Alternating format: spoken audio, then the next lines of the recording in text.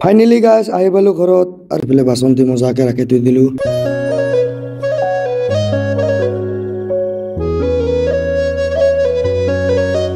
তো গাইজ বহু দিনৰ মূৰত আকৌ এবাৰ আহি পৰিলো ইউটিউব নামৰ জগতখনত। সকলোকে স্বাগতম জনাইছো মোৰ এই ৰাভাদা ইউটিউব চেনেলৰ আন এটা নতুন ভিডিঅ'লে। গাইজ এতিয়াই শুই উঠিলো, এতিয়া বাজিছে কেইটা বাজিল 12টা, প্ৰায় 12টা বাজিল। আমাৰতো জানাই আমি দিনটো টোপনি মাৰি থাকোঁ।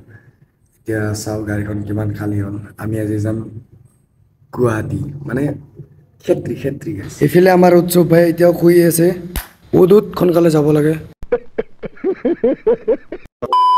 ৰ'ব গাইজ মই আপোনালোকক দেখুৱাই আছোঁ মোৰ গাড়ীখন কিমান খালী হ'ল। আমি মানে ৰাতি গাড়ী গুদামত লগাই কেনে ৰুমত আহি টোপনি মাৰি আছিলোঁ। গাড়ীখন একদম খালী কৰি তিৰপাল চিৰপাল বান্ধি লেবাৰে একদম ৰেডি কৰি থৈ দিছে। এতিয়া অকল যাব লাগে আমাৰ ইয়াৰ পৰা। আজি আমাৰ ৰুমত খোৱা দোৱা নহ'বগে আৰু, কাৰণ এতিয়া ভাত বনাই খালে বহুত দেৰি হৈ যাব। গা পা ধুই ললো, এতিয়া আৰু ইয়াত ৰখি থাকি লাভ নাই, সোনকালে যাওঁ। আৰু গাইজ আপোনালোকেতো গমেই পায় মোৰ তিৰি নাই, তাৰ কাৰণে মাকে ফোন কৰি কেনে ক'লো আৰু আজি ঘৰত যাই আছো, 2টা মানুহৰ কাৰণে ভাত বনাই থবি বুলি। বহুত দিনৰ মূৰত গৈ আছো গুৱাহাটী, বহুত ভালো লাগি আছে বেয়াও লাগি আছে। ভাল লগা কাৰণটো হ'ল ঘৰত সোমাই যাম, আৰু বেয়া লগা কাৰণটো হ'ল গুৱাহাটী যাবলৈ ৰাস্তাটোৰ কাৰণে বহুত বেয়া লাগে। এইফালে চাইডত উৎসৱ ভাই আছে, হাঁহি নাচায় কিয় তাৰ ঘৰত যাব যে। মই আহিবলৈ বৰ্তমান চলন্তপাৰা, মানে গাইজ ৰেলগেট ৰেকৰ্ড নাই যে চলন্তপাৰা ৰেলগেটত নাপাচাকে পাৰ হ'ব। কি কম নতুনকে ৰাস্তা বনাইছে বাইপাছ, এইটো ৰাস্তাটো এইটো ৰাস্তা হ'লে ফাইনেলি গাইজ জামৰ পৰা মুক্তি পালো 10 মিনিটমান ৰখাৰ পিছত।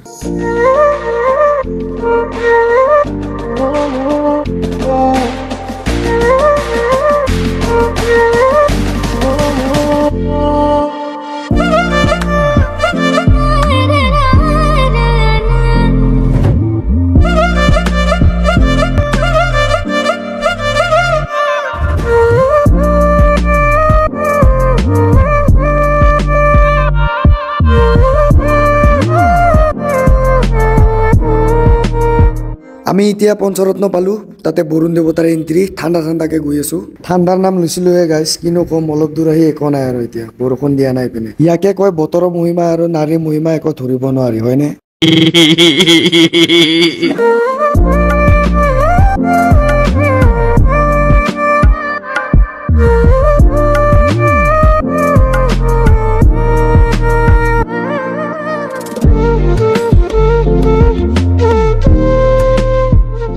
আৰু এটা কথা গাইজ, আমাৰ যোনটো বঙাইগাঁৱৰ পৰা গুৱাহাটী ৰাস্তা বনাই আছে তো কমপ্লিটে হোৱা নাই। ৰাস্তাটো প্ৰথমতে কমপ্লিট কৰিলো ভালকে, তাৰপিছত টোলগেটটো বহা, একো প্ৰব্লেম নাই। মইনো কি ক'ম গাইজ, আমাৰ গোৱালপাৰাবাসী আৰু বেছি দিন নাই যোনে টোলগেটৰ টেক্স দি পোৱা নাই। টোলগেটটো যেতিয়া অপেনিং হ'ব তেতিয়া গম পাবি, যাওঁতেও পইচা ল'ব, আহোঁতেও পইচা ল'ব। আমি প্ৰায় কৃষ্ণাই পালোৱে, আৰু ৰাস্তাতে লগ পালো অকণদা। লগ পালো যিহেতু বহুত দিনৰ মূৰত মা দেখাৰত দি আহিলো। এনেকে গাঁৱৰে মানুহ লাইনত লগ পালে বহুত ভাল লাগে দেই সঁচাকে। আমি আহিবলৈ বৰ্তমান ঢেকীপুল, আৰু এইপিনেদি আমাৰ ঘৰত যায়। মানে গাইজ ঘৰত নসমাম বুলিয়ে ভাবছিলো, কিন্তু কি কৰিবি, নসমাকে গেলে মনটো বহুত কষ্ট পাব, তাৰ কাৰণে ফাইনেলি গাইজ আহি পালো ঘৰত, আৰু এতিয়া ঘৰত যাওঁ, ভাতটো খাই লওঁ। এইফালে বাচনটি মজাকে ৰাখি থৈ দিলো। এইখনে আমাৰ মৰম লগা গাঁওখনৰ পৰিৱেশ। আপোনালোকৰো মোৰ দৰে এনেকৈ মৰম লগা গাঁওখনত ঘৰ নে টাউনত কমেণ্ট কৰিবলৈ নাপাহৰিব দেই গাইজ। ভাত খাই ঘৰৰ পৰা যাবলৈ ওলালো। ঘৰত অহাৰ মেইন কাৰণটো হ'ল গাইজ পইচা বেছি হৈছিল, হ'বই জাগা নাছিল। এতিয়া চাওক পকেটত একো নাই।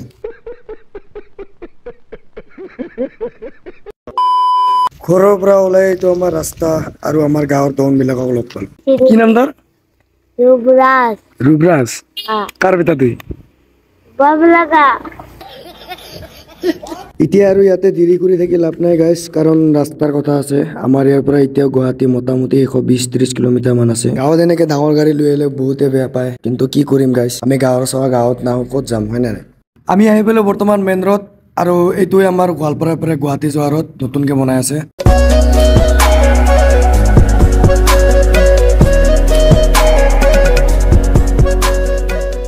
বৰ্তমান আমি দুধনৈ পাৰ হৈ আহিলো, আৰু এতিয়া পালো কাছাদল। ইয়াতে মা কালী মন্দিৰত সেৱা কৰি যাওঁ। লগতে আপোনালোককো দেখুৱাই দিওঁ, বহুত ধুনীয়াকে বনাইছে মাৰ মন্দিৰটো। এইপিনে উৎসৱ ভাইয়ে এতিয়া সেৱা কৰিব গৈ আছে। ইয়াৰ পূজাটো কেতিয়া হয় গাইজ, ইয়াৰ পৰা যদি কোনোবাই ভিডিঅ' চাই আছা ক'বচোন।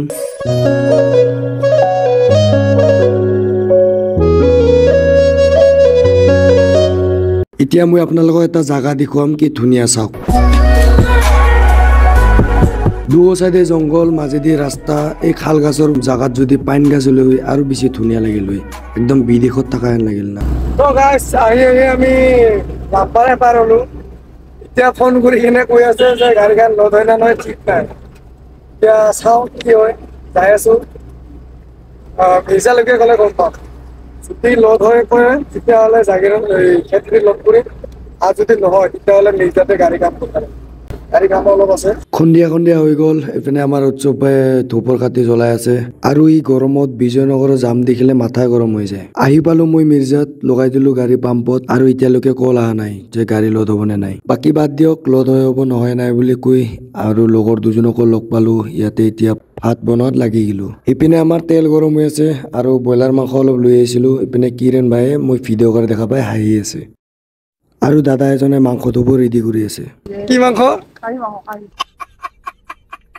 খাহী মাংস নহয় গাইছ এনে ধেমালি কৰি আছে ব্ৰইলাৰ লৈ আহিছিলোঁ আধা কিলো এতিয়া ভাতখিনি বনাওঁ খাওঁ তাৰপিছত যাওঁ নে কি কৰোঁ এতিয়ালৈকে গমেই পোৱা নাই